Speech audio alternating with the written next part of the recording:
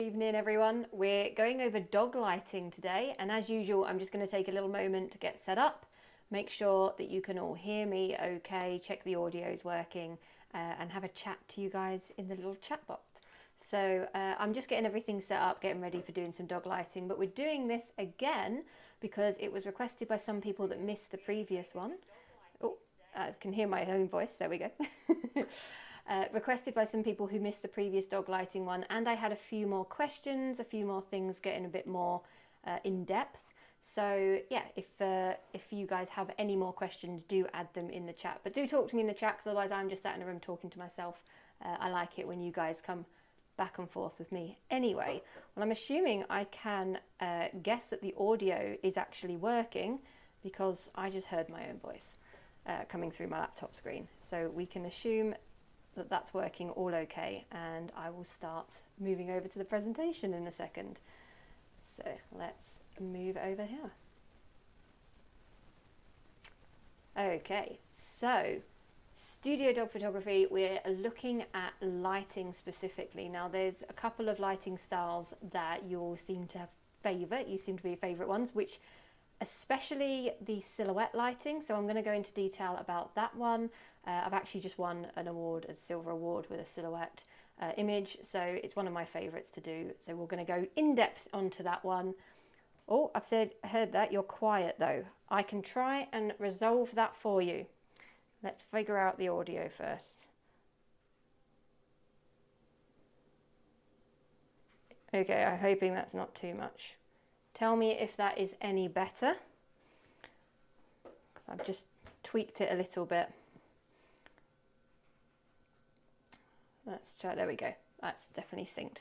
So yeah, let me know if that audio is any better, and otherwise I can tweak it again and we'll figure out where we go. I've got it the same settings I had last time. Last time seemed to be fine, so we'll see where we go.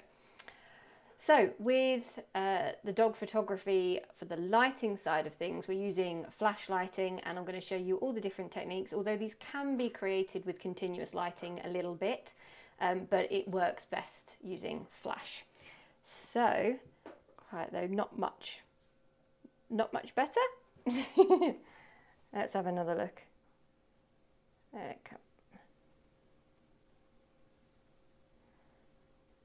Okay, let's see if that's working any better. It's moving across the little dial thing, and it's going quite high, so I think there's not much more before I put it on too high and it goes into the red, so hopefully that's sounding a bit better. I'll see what I can click. So what we're going to do, we'll have a look through the presentation first. So first thing, I always want to know what you guys want to know, so do put anything you can in the chat. And do talk to me, message me, ask anything at any point. This is completely interactive, and that's the point. So if there's anything particular you want me to cover tonight, do put it in the chat. I'm just seeing Chris has put might be deaf. I think it's at an okay volume, but feel free, if everyone else wants to tell me it's too quiet, I'll turn it up again. It's almost in the red, so that doesn't sound like a good idea, putting it into the red. You don't want my voice that loud. So yeah, anything that you guys want to know, just put it in the chat, and I'll go over any questions, anything at all. There's no such thing as a stupid question, especially when it comes to photography. Sometimes the hardest things to grasp can be the things that seem quite simple. Just ask, absolutely fine. So who am I? Who are we? We have a studio called Posh Portraits, which we do all of our dog photography. Well, dogs and cats. You can see there's cats on there too. I'd say anything with paws, but we've had guinea pigs not that long ago, and I have no idea if they have paws or not. I don't know what that qualifies as, but we cover a whole range of different things, and we like to specialise in, I was going to say, we call it fine art photography, and it is, but for us really, if you break down our style, it's all about detail, it's all about crispness. There's certain types of lighting and very much certain colours that we like. Rachel, my business partner, was Dog Photographer of the Year. I'm currently the Print Master of the Year, and we do lots of different things. We compete, but also we just love photographing dogs. It's not a bad job, is it? We get lots of dog cuddles and meet lots of puppies. It's quite fun. So talking about style, this is the sort of style that we do. I would call it quite clean, quite crisp, and it's very detailed. it often gets described as two things. One, it's very, very 3D, but also it's quite painterly, and those two things don't always go together. But very, very 3D, especially on the wall with our printing styles, the images very much come out at you. They're very much staring at you, the eyes follow you around. But because of the amount of detail and texture that goes into it, people do think it's a painting because it does sort of look like it's coming out at you. So they're the two things we get the most with our style. We just really shoot what we love. I come from a fashion-y kind of background, and I like to use fashion-y style lighting on dogs. I think it makes it a more dynamic, sort of interesting shot. And we just kind of we like very autumnal colours. You can kind of tell that with our work. So there's a bit of a change going on in the industry. Before I move on into the next lighting bit, it's very quick, I promise. But there's a bit of a change going on into the industry. There was a trend, or there is a trend, for the last 10 years of photographing dogs on location and learning about that. And I think a lot of the photographers who have done that and are learning that, or have gone through those courses, have reached a point where I wouldn't say it's a limitation. There is a limitation with being in England and trying to shoot on location based on where we have as locations as well as the weather. But hit a point where they want to start challenging themselves even further and getting a bit more complex with it. And definitely studio dog photography is the way to go forwards if you want to challenge yourself. And that's where I come in with lots of different techniques and fun stuff for doing studio photography. I am an absolute studio geek. I've been working in studios since I was 14 years old. I have never had another job, and I'm a complete lighting geek, and I absolutely love it. So hopefully some of that will rub off on you guys tonight. I talked about style and how we would describe our style. I've put there, as you can see, glossy, fine art, painterly, 3D, eye contact, and monochromatic and complementary colours. So what I mean by that is you can tell in a lot of our work the colours are either very one tone, so nothing particularly stands out, but everything stands out because it's all one colour. So the lighting talks for you, or it's complementary colours. So we have the dog on a contrasting background, like a black and white dog on a blue background. And we very much pick our colours very, very carefully. So as you can see with the style again, if you look at the colours there, monochromatic is very easy. You can see that we have our brown or very much blues, but then we've got our, and down there we've got a kind of more warm tone, greys and browns. But then you've got the complementary here where we've got the sort of warm tone with the dog and the cool tone in the background. So our colour tones are, and our style are very set. You won't often see us do something on a bright yellow background or a bright pink background. We're much more likely to stick to these muted tones because that's what we like. But saying that, we do break the rules on that quite often. We've had a pink poodle before, and it would have been rude not to get a bright pink background out just to match it. So do put your questions, remember, in the chat. Do put anything that you can think of in the chat. Ask literally anything. It doesn't matter. I will see it. Just so you know, there is a 30-second sort of delay between me talking and you hearing it. So if you do ask a question, I promise I'm not ignoring it. I will get to it. I've probably answered it already and it's just getting to you. So yeah, put anything in there. Who have we got here tonight? Do put in who are you? Where are you? Where are you watching from? I always like that one. Furthest we had last time was Australia, so I don't think we're going to beat that tonight. Something I very much believe is developing your creative skill sets rather than giving you a cheat sheet. Now, this isn't what everyone wants to hear, but if I give you a cheat sheet, you learn slightly how to do it like me, but do you really learn it? You just kind of follow an ABC and you get to a result. Giving you the creative tools and the creative skills, you can start growing and learning and making creative decisions. Now, very, very simple. What is a creative decision? A creative decision is something you do with purpose. For example, I picked that colour background because it suited the dog's colouring. I put the light here because I wanted to enhance the dog's cheekbones.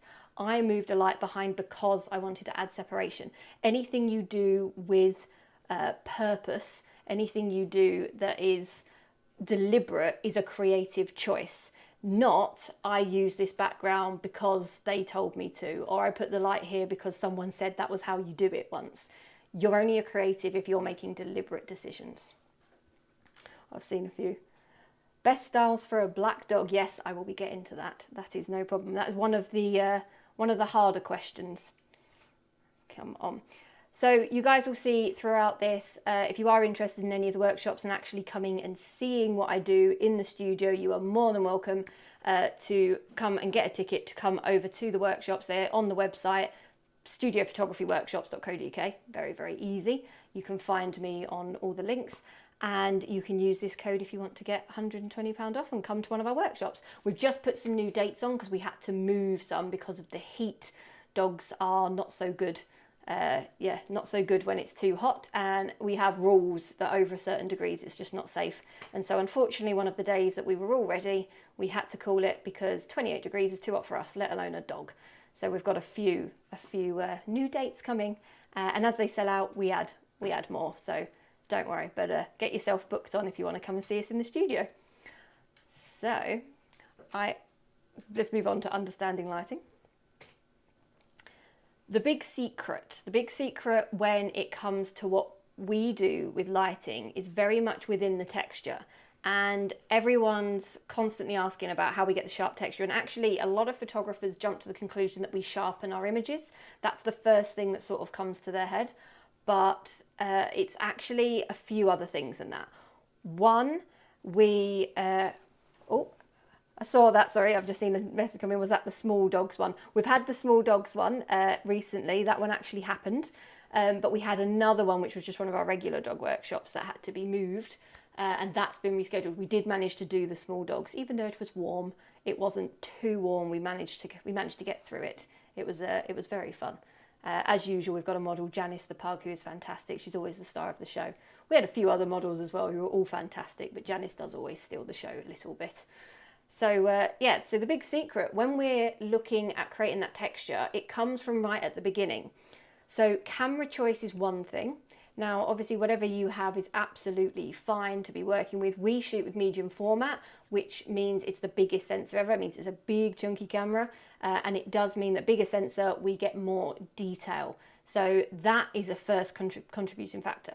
Secondly, the type of lighting we use enhances the crispness, and I'll get into that a little bit more. Thirdly, where we position the lighting creates sort of a dynamic feel. It's very much got a 3D kind of look because we haven't just blasted a light on them, we've chosen exactly where it's going, and it's quite cinematic. And lastly, the way we do our processing, the way we do everything afterwards without sharpening, does enhance that feel and that texture a little bit as well. So we're going to be looking at how we create that. First thing we need to know is hard light versus soft light. I've just seen a couple of questions come in. What's your go-to lens? For me, with my Pentax 645Z, I will be shooting on my 120 macro lens, is always my favourite. I like to get nice and close to my subjects as well, especially with dogs, because I like to get as much detail as I possibly can. But if I'm not shooting on my 120 macro, it's 75 pancake lens, which is really, really fantastic for me as well. I tend to shoot prime as much as possible. We do move on to zoom if we have a particularly energetic dog, let's say. But we try and shoot prime as much as you can, because if you want to get as much crispness as possible, prime is going to be just that little bit sharper than a zoom lens usually.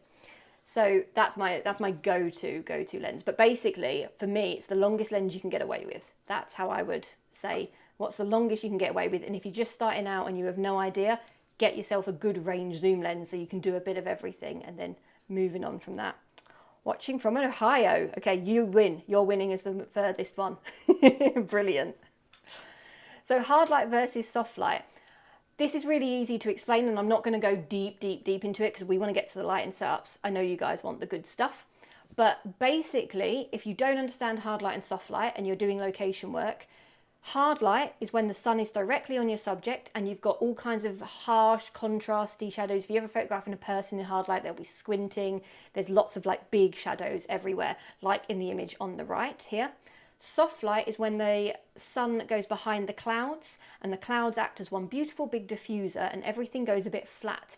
When you look at the ground, you don't have a shadow quite as much. It's much softer, and that's diffused soft light. And that's what we basically use in the studio with using a softbox, or we might use harder light like a beauty dish. So there's a whole range of different things that we can do, but that's how to understand hard light versus soft light. A essentially something I do when I'm out and about is I actually hold my hand out and look at how the light is hitting my hand if I want to have a bit of a judgment, because it's not always as clear as it's hard or soft when you're out and about. Sometimes it can be a bit all over the place. Plus you could be in hard light because the sun is out, but you're in the shade, which is creating soft light. So walking around with the hand, looking at your hand, you can have a easy gauge as to what kind of light you're working in. In the studio, however, we know what kind of light we're creating. So if I set up a studio bulb and we just photograph just the bulb on our lovely dog model here, that's going to be hard light. Just pure light is just hard light. If we then add a modifier, we're going to focus that hard light a lot more. So it's not just going to spread everywhere, it's going to focus in even more. And inside our modifier is going to be one of these textures. There's different variations, but if you ever look inside a softbox, it's going to have some different ones. It might be pure white, it might be a shiny silver, or it might be a textured silver.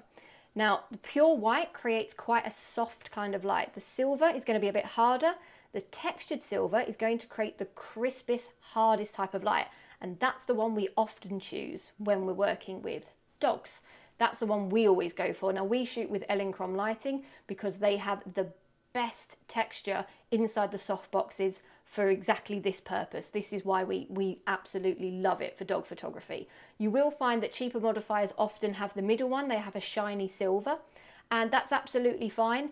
It's going to add more gloss on shiny spaniels and labradors, and it might be good at bringing out a little bit of texture in certain massified dogs, but you might find it a bit too intense for some breeds and some colours. The whites tend to be quite good, but you're going to get a softer effect. You're not going to get as crisp a detail.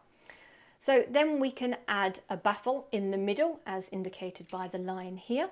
And that's going to soften it out a little bit more. And finally, we can add an outer baffle, which is going to make an even softer light. So these are the sort of variations we can play around with our softbox.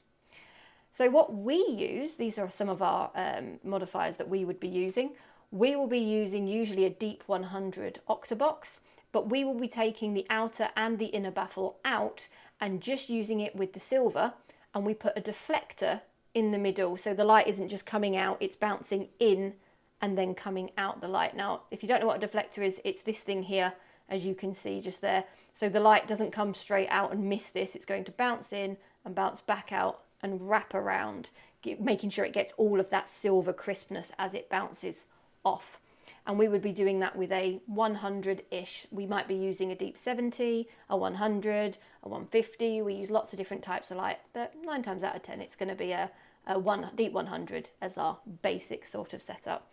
And using that crisp silver light is going to create the most beautiful kind of texture, and it picks up on all of that. Now, here's 2 images I shot of exactly the same piece of fluff and we used different lighting. So here you can see soft lighting, here you can see hard light, and you can see how much more we can see the crisp. I hope you can anyway through the internet. You can see how much more we can see the crisp detail within that. And it's just incredible, the detail and the difference that it makes just by using hard light. There's a couple of things you need to be aware of when you're using hard light, and one of those things is that soft light is going to soften as it travels, in which case shadows hitting backgrounds are going to be a lot softer and a little bit more pleasing. With hard light, you're going to have much harsher shadows, and so you need to be very careful with your light positioning just to make sure you're not getting any weird ugly shadows coming in the background. So it's just something to be mindful of. If you're used to using soft boxes and you're used to using soft light, that might trip you up the first few times that you move over to using hard light. Okay, through. So you can see here in these examples the crisp detail. When you zoom in on our images, you can see the detail even from a distance. But when you zoom in, you can really see every little bit of texture, and it's what's making that image look 3D, especially with dogs who have nice fluffy sort of fur, but also are going to have sort of a wet nose and those kind of things, that you're going to see that little bit more texture on. All these fur types have got that kind of gloss kind of effect, so they're really, really good. And there's one where you can see the full detail with all of that fur texture. I absolutely love it. I think that's really fun. Is that something, now, are you guys in the chat, is that something you guys like? Are you liking that crisp texture of it? Because that seems to be a photographer thing, that we really, really like that sharp feeling without over sharpening, without adding sharpening. We're liking getting that real gritty texture as much as we can. So I believe that dog photography takes more understanding than portrait photography, because in portrait photography, to a degree, you've got someone who can move around, you can tell them different things, you can play around, you can do a shot and think, oh, that didn't work, oh dear, let me move my light. You know, tell them it worked, but go, yeah, I'm just going to do it again from here and play around with it. With dog photography, you've got to know the lighting and the photography and every element of the photography so well that you can focus all your attention on the dog. And this is because it takes so much energy to get them to do exactly what you want. You don't want to be having to work out and second guessing whether that light's in the right place, whether it's on the right setting, and all those other things as well. It takes a lot more skill. And I'm not saying this to scare everyone. I'm saying this to make sure you're aware and kind to yourself, because you need to be kind to yourself when you're learning this. It takes a lot of effort. Dog photography, there is a hell of a lot on the photographer. You are talking to the owner, keeping them calm, communicating with them, sorting out a dog, making sure that they're relaxed, comfortable, getting them posed, getting them used to the lighting, posing them, composing your shot, getting to where you need to be, dealing with treats and a million different other things. So you need to have that lighting sort of locked down. Now, I don't personally believe in setting up sets where you just set it up and walk away and go, yeah, there you go, that's where it stays. We believe in moving the light for every shot, you know, making sure it's the best it can possibly be. Where if we're setting up a nice image and the light would look better a tiny bit higher, we make sure that we do that and change that in shot if we can. So, in camera, sorry, if we can. So it's something that you need to know what you're looking for and be very, very familiar. And that comes with practice, that totally comes with practice, but you know, it's one of those things that be kind to yourself. It's a long journey getting to this point with dog photography. There's a lot of things to think about in the moment, and you'll kick yourself after, and that's fine. It's totally fine. Should we actually look at some lighting styles? That's what you guys came here for, isn't it? You didn't come here to listen to me rambling on. I've just seen that you've put look stunning. Thank you. Yes, I think that kind of crisp style it's very pleasing, and it looks amazing in print. Like, as someone who loves seeing my images done and in print and finished, oh, it is just the most satisfying thing ever when you see that real texture and that depth and everything's just perfectly refined. Gorgeous. Silhouette. So this is got to be the favorite style. Everyone always asks me, everyone's always trying to refine the silhouette, and it's one that when done well is very good for competition and very good for clients, and everyone goes, wow, absolutely amazing. Also really good for dogs because you get what we call the breed image, where it's very much the dog looking to the side, and you sort of can tell perfectly what breed it is. It shows, you know, the pride and breed. So for the silhouette, it's very simple. The light is coming from behind the subject. If you look at here where the shadow is hitting, where there's shadow, that tells you where the light is, not where the light is. If there's shadow here, the light can't be coming from the front. It's impossible. It has to be coming from round here where it's going to block. That's the only way it can work. So the light's coming from round here. So I told you I won recently with an image. This is the image. This is Wesley the Whippet. And this was an image that won silver for the British Institute of Professional Photography. And it's one of my favourites because it's just simple silhouette done well. And it's got a nice wraparound light. I've added a second light coming in the back here.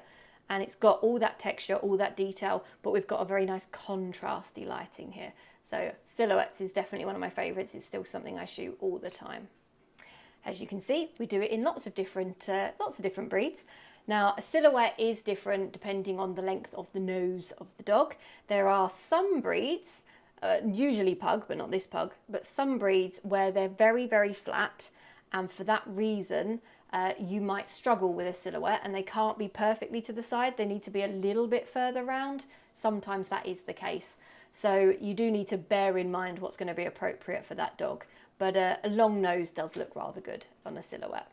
So we do it with many, many, many different breeds, as you can see, and long hair, short hair, light colour, dark colour, lots and lots and lots and lots of different styles we will go through, and always try and fit a silhouette into every single shoot, adapting it to them, not making it exactly the same, but it is quite fun to get all the different breeds. And yes, it's a fun game to start kind of collecting them as you go.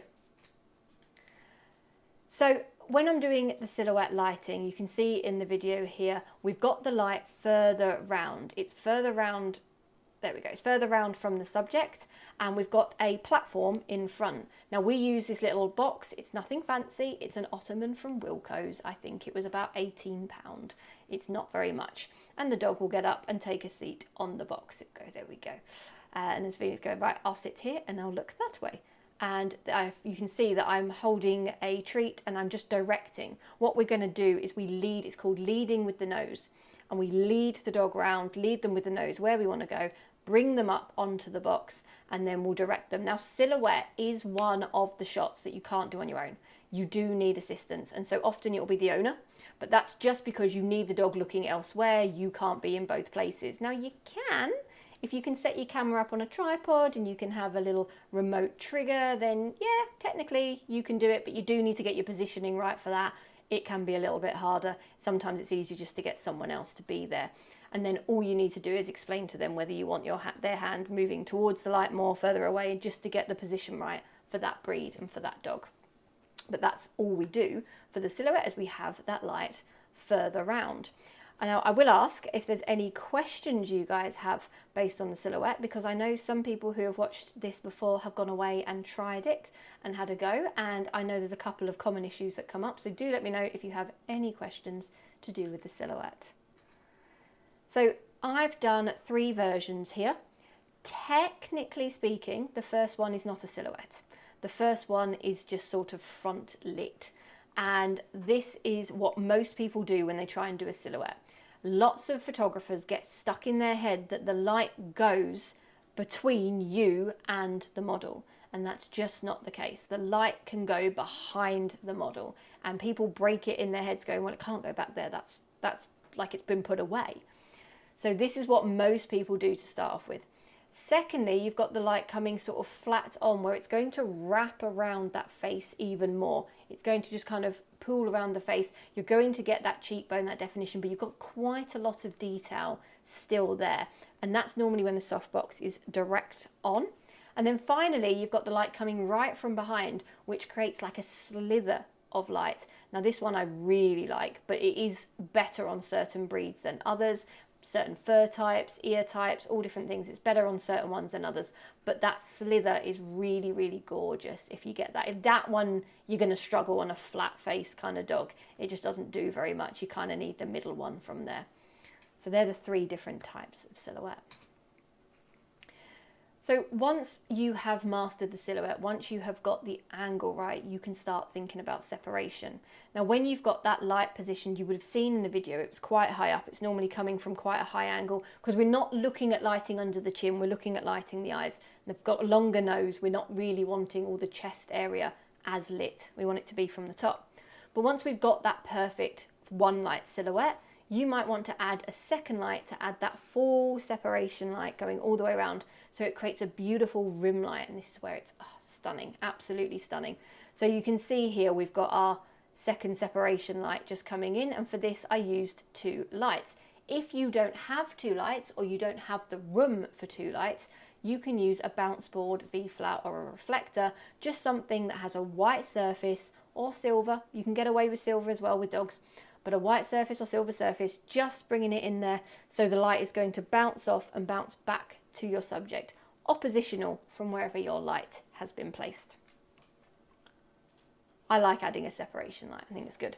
If you want more information, more details on this, I do cover this on my online dog photography course. I'm not going to sit here plugging this too much. You guys know about it. You know where to find it.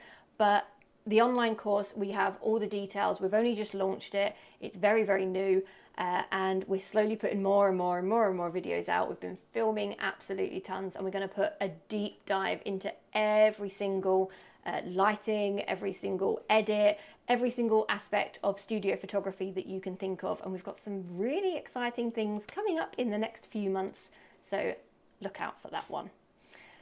Remember, you can also come along to the live workshops if you want to come and be in the studio in person. We are in Yorkshire, so you might have some trouble getting over from Ohio over there, Patrick, but but maybe not. You know, you never know. If you're visiting, if you stop by Yorkshire, if you're ever passing through, come by.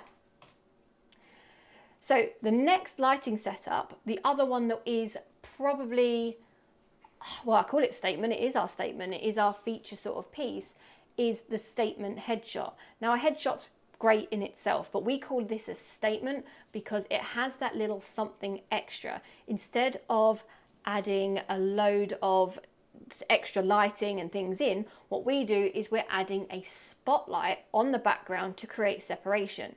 Now for this, you need a background that is either free from texture, so like a colorama or something that is just paper, or something that has a tight texture, so you don't want anything big or patterned or anything like that. Something that just has a little subtle texture, a grungy kind of texture, because that spotlight needs to be as clean as possible. You need to not be fighting for the attention. I find this best on a plain background to shoot normally.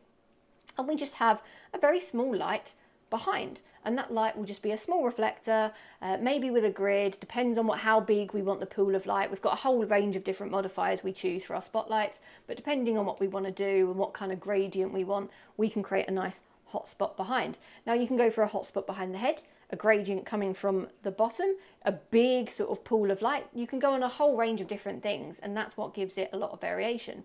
Our front light is then coming in from butterfly lighting, which means it's coming straight down, straight onto them, as much from the front as possible. Technically speaking, you can bring the light to one side or the other if you wanted for this statement one. It doesn't matter. You can choose exactly which direction you want the light for your key light, because your background is lit separately. And that's the thing, when you start using multiple lights, you need to make sure they each have a job. If you just add lights for the fun of adding lights, you're not going to know what light's doing the wrong thing. If you do it this way, the front light is a key light, the back light is a background light, and it's adding separation. If they have a job, you know what their limitations are, and you know that you can move that front light into a silhouette, and you would have a silhouette with a spotlight, because the spotlight's still a background light and the key light is now doing its job as a key light and being a silhouette. So, just seeing a few questions. Can you bring your own dog? Hey, message us. We'll see. We've had someone bring their own dog once, but she was also learning, and we asked her to the dog to model. Can the lights be different sizes? So, do you mean in this setup, I assume you mean the front light and the back light can be different sizes, or do you mean from when I talked about the separation light on the silhouette? I'll answer both, because if you want to know. So in the separation light for the silhouette, they can be completely different. What we would often use, if I just go back to here, what we would often use as this light is a strip box, which is a very, very thin light. That's normally a soft light, it's normally got baffles on, but we'll take that off because we're working with dogs. And we will have a strip box coming in, which just gives us a thin bit of light. Because if I used another big round light, it's going to wrap around the subject too much, which means I'm going to have all this here as well. I'm going to have all that lit section on the back there too, and we don't want that. We want it to be just a very thin amount of light on there. So yes, it can very much be different types of light, and when you start playing with different modifiers and shapes, that's where the full geek comes out, and you can start really, really creating and sculpting some really fun things. On here, the lights can be totally different sizes. You'll normally need to use something quite small for your spotlight, because you do have to hide it behind a dog. If I just click on to the next section, so you can see here where we've got our spotlight and our key light, and I'll let you guys watch the video while I explain it. So on this video, you can see that we're first setting up our statement headshot, and we just got a simple blue light, blue background coming in there. And then you'll see as I'm going to add the spotlight in. And what we're going to do is create that nice separation and hide the spotlight just behind. My front light is the deep 100. Oh, I did not mean to click that. Apologies, guys. I'll skip to there. So you can see where we're going with that, and you can see what we're doing. This lovely Davina, who is one of our favourite models, and always does very, very well. Always very happy to please. And then what we do is we add the spotlight coming in from behind just to create that bit of separation. Let me skip ahead to where, there we go, on there. So you can see we've now got that spotlight coming in, which is just going to create a really nice pool light, and I'll show you the before and afters on there. So the lights are definitely going to be very, very different sizes. They can also be different outputs. So you would have, the background light will be on quite low. It'll be quite a low power because you only need to create a little pool of light and you're using it very close to the background. So you don't want that very, very high, whereas the front light you'll probably have a lot higher, because often we're shooting very high f-stops because we want as much in focus as possible. When we're photographing dogs, we don't want to have a nose out of focus and the eyes in focus. So you can see there as we create. She's a very, very good model, fantastic model. And you can see that silver light coming through and how well Godot Davina is doing. So here's the two different pictures. First one is lovely. It's very, very nice. It still works well. She's sort of coming out the darkness and the blue background, but you can see that blue background isn't very lit. So we've added that spotlight, and on this occasion, we've opted for a very, very tight, smaller spotlight.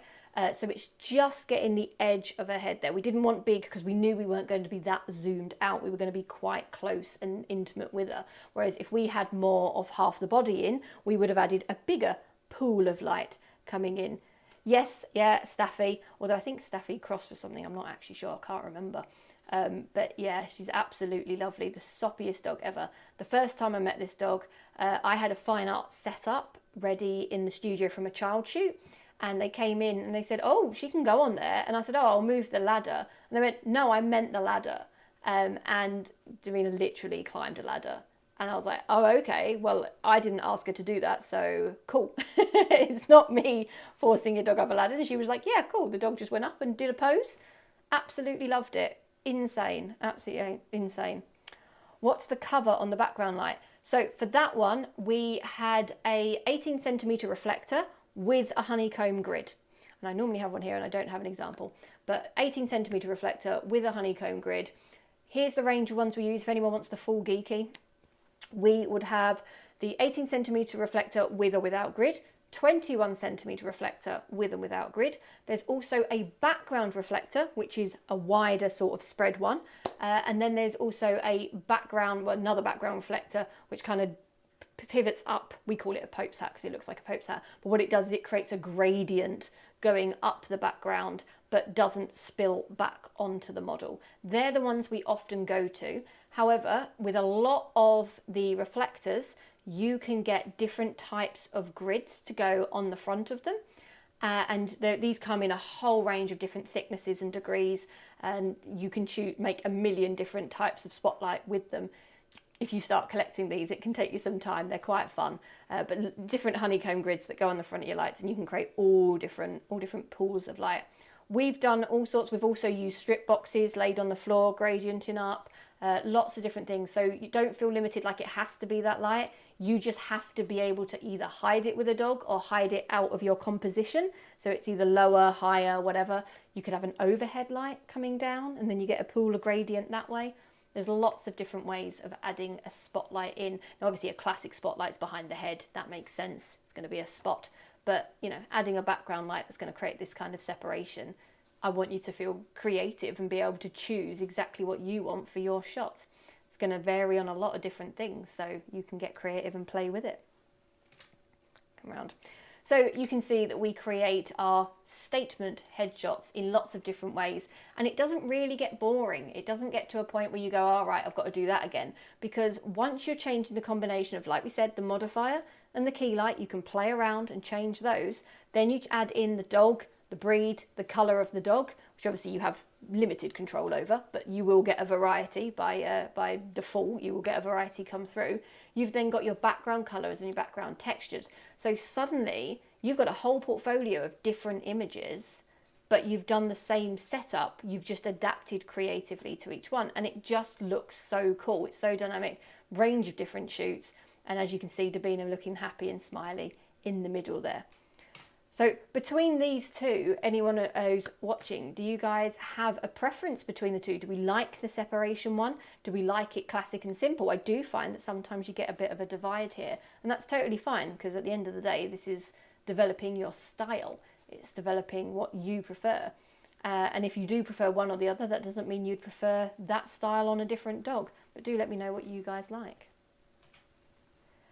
So there is some issues that come up when you're working in a small space. We have the luxury of having a reasonable amount of space. However, you add dogs in it, every space suddenly feels a lot smaller. And so I created this setup to help anyone who has a small space have the optimum studio and be able to create as many images as they possibly can. Now what it includes a small spotlight behind the dog. You've got your box or your platform, however you want to do it. You've got a key light at the front, and you've got 2 strip boxes at the back. The reason I created it this way was you can then move around and change your lights without having to actually move your lights too much. Let's have a look. So for example, a light like this, which is going to be a silhouette, would have used just the 2 backlights. Just use them as a silhouette, the key light's turned off and the spotlight's turned off. For something that is a simple standard headshot like this, it's not headshot, standard shot, we've just got the front light on, nothing else. On this one, we're doing our statement, so we have our background light and we have our key light coming in. And for this one, we have what's called oppositional lighting, which is when you have a key light at the front and then you have a strip box completely opposite. So wherever it moves, they kind of move together. They're opposite each other. And that's creating a different kind of dynamic effect. And so by using all of these, you can kind of play around and you can basically create a lot of different setups, not to mention you changing the background, your pop-up background, your paper backgrounds. If you have a little pulley system, you can create a lot of different looks in a very short amount of time, and the dog is going to learn really, really well that they go on the box, they get a treat, they do very, very good, and that you can just turn your lights on and off. If you're going to be very techie and very clever, you can do it from the trigger on your camera for your lights, and you can be like setting 1 and it can set them up for them there, and then setting 2, and you can do it all from there and you don't even have to stand up.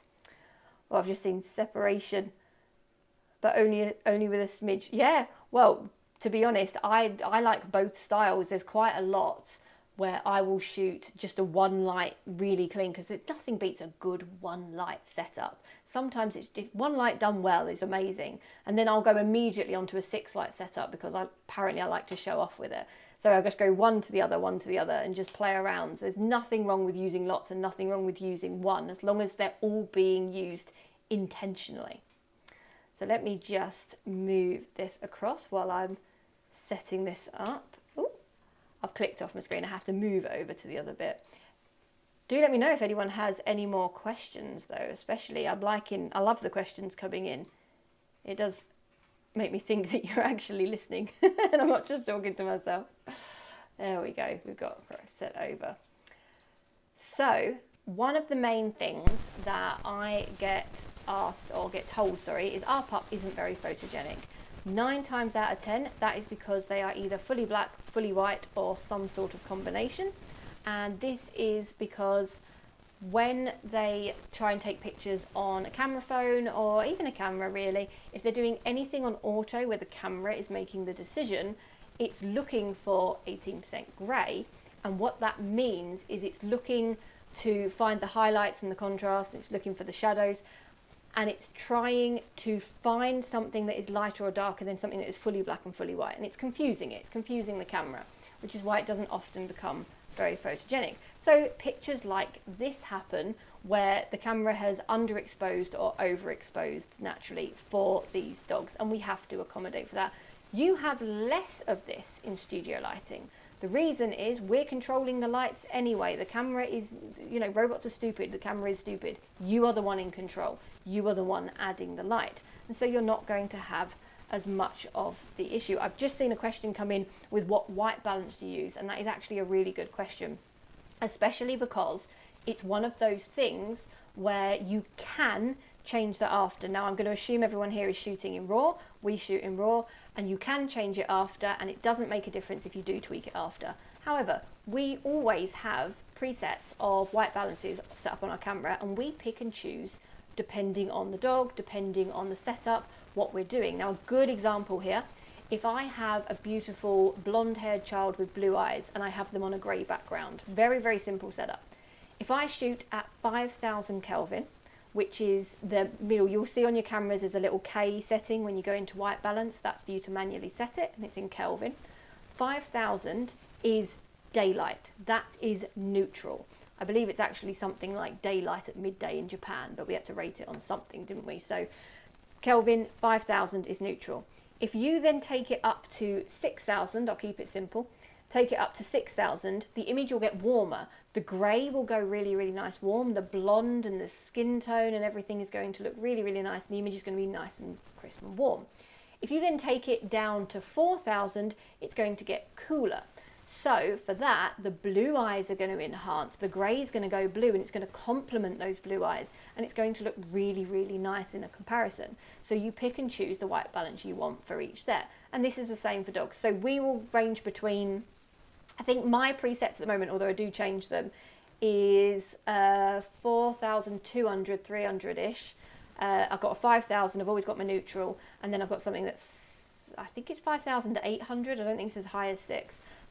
But to give you an idea, I did a shoot the other day, a fine art shoot that was very warm, and I shot with a dog, and I shot at 7,000, which is insanely high, but appropriate for this shoot. So completely varies, and I change it not only per shoot, I change it per set. I won't say per shot, because that's not the case, but if I'm shooting on a grey background, I will choose my white balance for that. I don't think you expected as in-depth an answer as that, but I can really go off on one on white balance. So here's a couple of videos of how I process lighter dogs and darker dogs and what we do, because this is something you need to know. When you're shooting, even in RAW, even in modern cameras and whatever, the pictures that come out a little bit more contrasty than what the file really is. And so from beginning to end, it shows the contrast. That's actually showing a cooler white balance as well. It shows that contrast, and you take that out in Lightroom using the highlights and using the shadows. Now, we're not overexposing, underexposing, we're still getting it correct, but it's just going to make it that little bit more contrasty, and it's something with modern cameras. Some cameras do it more than others. From what I've been told, Nikon are more contrasty than Canon. It completely varies from there. I've just seen that. Thank you, Chris. Yeah, you regret asking that one. I give far too much information. But when we're playing with the processing, this is something you need to know. Now, a light dog with dark eyes can feel like it goes into demon eyes, but you need to know that you're going to be able to pull up those shadows and pull down those highlights and rebalance that out after. Don't freak yourself out in the shoot. Knowing what you're capable of in After Edit is really, really important, because by knowing what you're capable of in After Edit means you can relax in the shoot or know what you're able to do. This isn't for making excuses. This isn't going, I'll fix it later. That's not what we're doing. If we can do it in camera, we do it in camera. But with light dogs and dark dogs, we're going to have this. Now, if I move over here where we've got a very, very dark dog, you will see that lifting those shadows is really, really helping me control exactly how much of that texture we can see.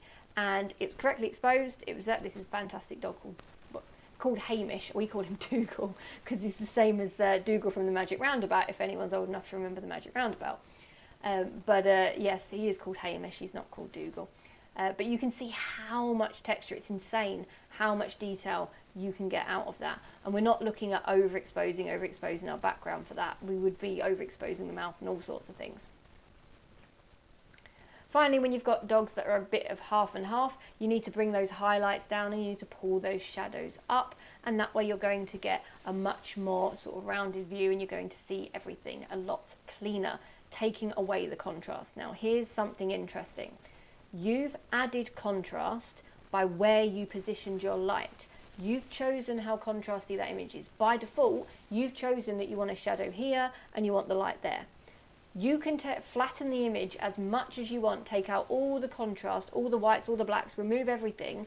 You're still going to have that contrast because that's where you put the light. It's still there. You still have dark, you still have light. So what you're doing is you're adding contrast in the shoot and then controlling how much of that contrast later.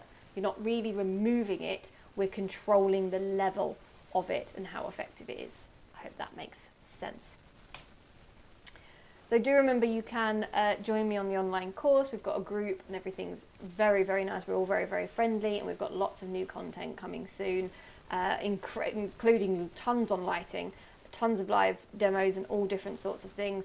Or you are welcome to come and join us in the studio. It will be great to see some people in the studio, come and meet you guys. I've met so many of you already from these webinars. It's absolutely lovely getting to know everyone and actually getting hands-on. I believe that when you're having a go, when you're doing stuff, you need to be hands-on, you need to actually have a go, you need to be shooting. It's incredibly important, because just watching me do it, you're not going to learn anything. You need to actually get in there. Especially with dogs, we teach you how to do the commands, how to get all the behaviours, get them looking, everything that you need to do for you to get the shot, for you to get exactly what you need to get. And you're the one in control. That's what's terrifying in a dog shoot. You're completely in control. The best scenario is that you are the one doing absolutely everything. And so getting hands-on in the studio, I don't think you can beat it for really, really learning on that one. So has anyone got any other questions before we finish? I've actually finished early. Have I been talking quick? Must have done. I've finished 10 minutes early. I thought I was running out of time before. So yeah, has anyone got any other questions? Is there anything that you guys would really, really like to know about lighting, especially within these two styles of the statement headshot as well as the silhouette? I should add a quiz, shouldn't I? I should add a quiz or something in the end. You all have to go through and do. But it's been really, really lovely. You guys have been really, really nice. And this is one of my favourite topics to go over, is lighting topics. I'm hoping at some point soon I will have the ability to do live shoots in the studio and broadcast them on here for you guys to see. So do let me know if that's something you'd be interested in, because I think that would be incredibly fun. You'd see the whole process, absolutely everything, the chaos and all. I've just seen a question come in, advice for starting out. I'm going to assume we mean starting out in dog photography. So advice for starting out, now we actually cover a lot of this in the course, because a lot of people who have booked on the course are coming along from a I want to start a business point of view as well. And so we're really, really diving deep into those questions and getting really, really into how you go about everything with it.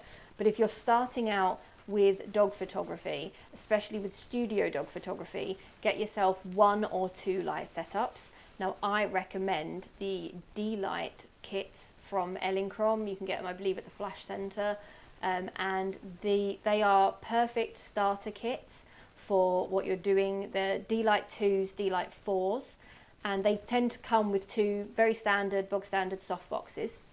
But that will get you going with Flash and get you used to it, and then you can always upgrade from that. The beauty of those kits is when you upgrade to better, bigger lights and better modifiers, they become your background light, they become your separation lights, and so it's a kit that grows with you. That's what's really, really crucial here. It's a kit that grows with you, so you are not going to suddenly go, well, now I don't need this stuff anymore. You're going to go, right, that now has a new job. My new fancy ELC light is going to now be my key light, and they're going to be back there. And that's one of the best ways to, that's one of the best ways to start growing the kit. When you're talking cameras and things like that, there's a lot of things. I've had people shooting on all different types of cameras at the workshops, and we've always got good results. I would again always recommend that you get a camera that can grow with you. Don't get yourself just a little bridge camera when you're going to then want to start shooting big depths of field and all different kind of crazy things. You're going to want to have a camera that can grow with you, where you can get yourself better lenses. It's always better to get yourself a cheaper body, cheaper body and better lens. Don't go cheap on the lens, because there's no point having a really, really good camera body and having a cheap lens. You're just wasting it. Good glass is always one of the best things. And just seeing came in late, just in time to finish. You should be able to start it again and watch through. It will be staying up here on YouTube, so you'll be able to watch it. Don't worry. Don't worry for being late. That's fine.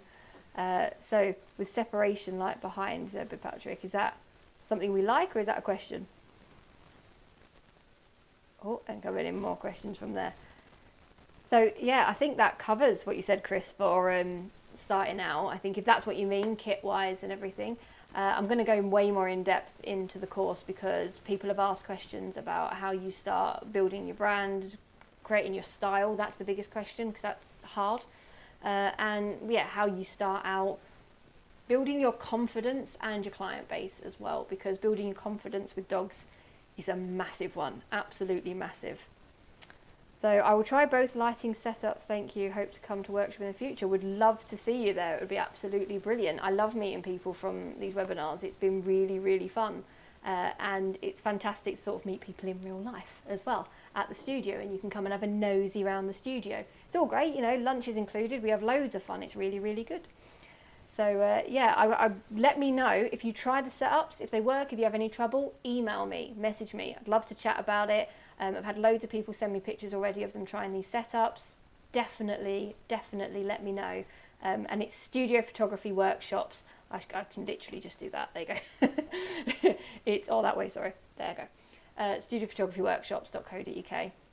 You can see all the events I've got coming on there. You can also see any of the other webinars as you happen to be hanging out here on YouTube anyway. If you haven't already, do hit the like and the subscribe, because it really, really does help. And I want to start broadcasting more on here for you guys. And I'm thinking of doing something regular, maybe monthly, maybe weekly, whatever it is, doing something where it may be even just a chat where we do some editing and go over some questions or lighting run-throughs or something like that. So do let me know anything that you guys really, really want to know as well. So it's been really nice. I've really enjoyed it, and I haven't seen any other questions come in. So I think we're wrapping up and hitting that point, but it has been really, really fun. And if you guys do want any more, I'll just put it up here, because I haven't put the codes yet in the description, so I'll make sure to put it out here. If you go on the website and you use the code WOOF, you'll get £120 off the workshop ticket price. That's only going to be live for basically a day or two. I think I've set the limit to tomorrow, because it's just for this webinar, just for you guys who are watching. This isn't a promo code that's out there in the world. So you've got the WOOF promo code for 120 off. And then if you use Secret 50 on the course, on the dog course, you get £50 off the dog course as well. And that is forever growing. It grows with you. You can ask questions, and I will be making videos, and we'll be growing that as a community together. And I think that's going to be very fun. If you are on the dog course, you automatically get big discounts off coming to any live workshops as well, if you want to do that. So I hope that helps. I hope you got all the information from that. We cover literally everything from how to control the dog, lighting, editing, so many editing things. We go through so many different styles, and I've got lots and lots and lots and lots of freebies for you on there. Lots of downloadables on the course, tons and tons and tons for anything that you might want, and there is a lot more to come. So it's all getting launched bit by bit. We're doing weekly, monthly, we're releasing even more content onto that, and got lots of exciting announcements with it. So yeah, I hope that is helpful, and I've really, really enjoyed chatting to you guys tonight. Do give me a like, do give me a subscribe, and send me an email if you have tried any of these techniques, and I will see you guys soon.